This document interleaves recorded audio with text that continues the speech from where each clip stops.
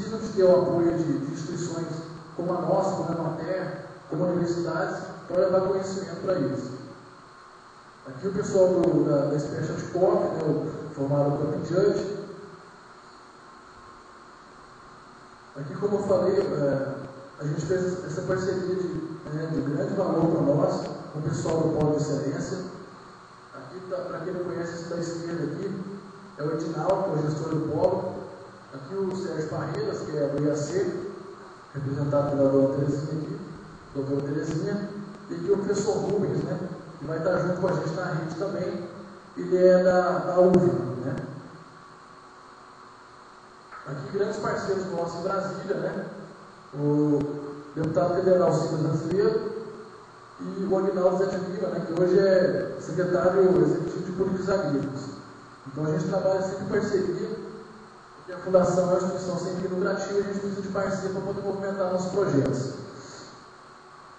Aqui hoje eu vou entrar mais direto na rede de pesquisa, explicar para vocês como que a gente pretende funcionar esse trabalho aqui. Então, para iniciar, a rede de pesquisa do Café do Cerrado ela vai ser coordenada por um departamento de pesquisa que a gente está criando dentro da Fundação. A Fundação ela é estatutariamente preparada para estar recebendo esse departamento e a gente está trabalhando sobre o estatuto e promovendo agora a pesquisa. Então, esse departamento a gente já está estabelecido e agora vamos começar a conduzir os trabalhos, enfim.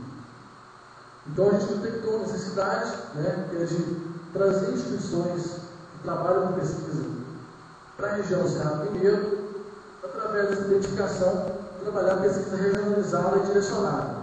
Né? Então a gente sabe que dentro da agricultura, dentro da agronomia, da cafeicultura, por características edafoclimáticas, de condições de solo, de clima, de pluviométricas e até mesmo sociais, é necessário que as pesquisas sejam feitas regionalmente. Né? Eu estava comentando com a doutora Terezinha da IAC hoje, pela manhã, muitas pesquisas que são realizadas em outros centros, pelas características que elas foram implementadas, não tem como a gente aplicar ela na nossa região. Né? Então, daí surge a necessidade da gente trabalhar a pesquisa também na região do Cerrado. Né? A gente tem grandes instituições aqui, agora estamos trazendo mais instituições como parceiros, e a gente tem que construir essa rede, né, com diferentes capacidades e expertises e especialidades, a gente consegue gerar um bom número de pesquisa e de resultado para o nosso cafeicultor. Então, como vai funcionar? O SEBRAE, que é um grande parceiro nosso, ele vai disponibilizar um consultor, que é um professor, um pesquisador da UFMG, né, Universidade Federal de Minas Gerais, e esse pesquisador, ele tem uma equipe, ele vai fazer em loco, né, rodando as associações e cooperativas do Café do Cerrado e algumas propriedades também, fazendo o levantamento de demanda de pesquisa junto ao produtor. Né? Então, vocês vejam que a nossa pesquisa, a gente quer trabalhar a pesquisa direcionada. Né? A gente não quer reinventar a roda ou criar nada. A gente quer simplesmente ver qual que é a necessidade do cafeicultor, né, para otimizar a atividade dele e tentar buscar solução para isso. E vamos fazer isso de uma maneira científica, né, de uma maneira oficial, que é com esse levantamento, essa prospecção de demanda, e onde essa prospecção de demanda vai ser o nosso norte para poder elaborar projetos e buscar os parceiros. Né? Então esse levantamento deve começar a ser feito em março. A parceria com o SEBRAE está bem encaminhada, né, com o pessoal da tecnologia do SEBRAE, e esse levantamento também, inclusive, eu estive conversando com o pessoal da FAPEMIG, do Polo, com o próprio André, da Embrapa Café.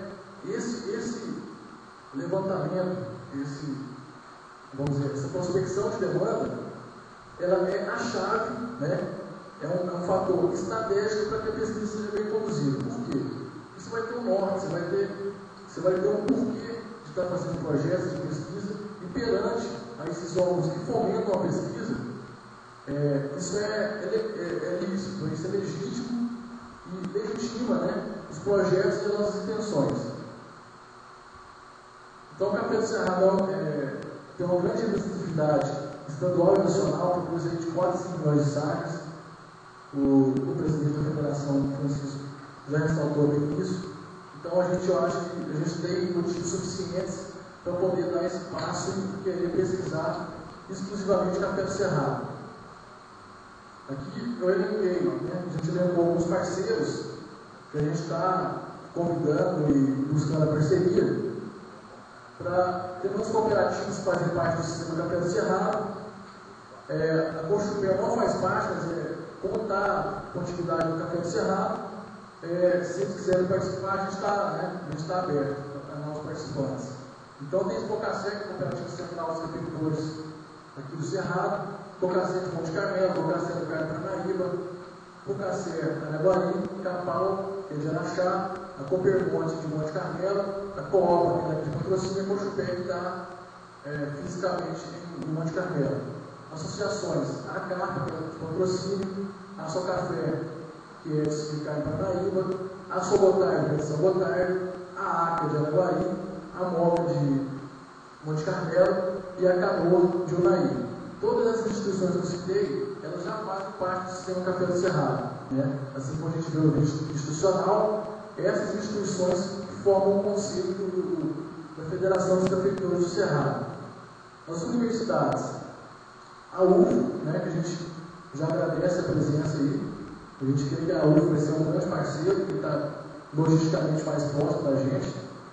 O FV, né, que agora está em Rio Paranaíba também, está representado aí pelo professor Antônio Alberto e Cláudio Pagotto. A UFLA, que não está aqui hoje, mas que a gente já está com essa parceria bem encaminhada, através do professor Rubens, né, e do pessoal do Polo de Excelência. A Unipan, que também não pode estar presente aqui hoje, que tem um colegiado lá, e o UNICEF, que é o Centro Universitário aqui do Cerrado, e tem um curso de agronomia, a gente tem a presença da reitorieta, da Silvana Queiroz. A gente, como eu falei, o UNICEF é estratégico para nós. Eu acho que é uma parceria de bom grupo, né, onde os alunos do UNICEF vão ter a chance de participar até como bolsista de projetos de pesquisa. Né? Alunos de agronomia, de agronegócio. Então a gente conta muito com o UNICEF. Empresas de pesquisa, a Embrapa também não pode estar presente por essa questão que o Ribeirão colocou, ele vai estar embarcando hoje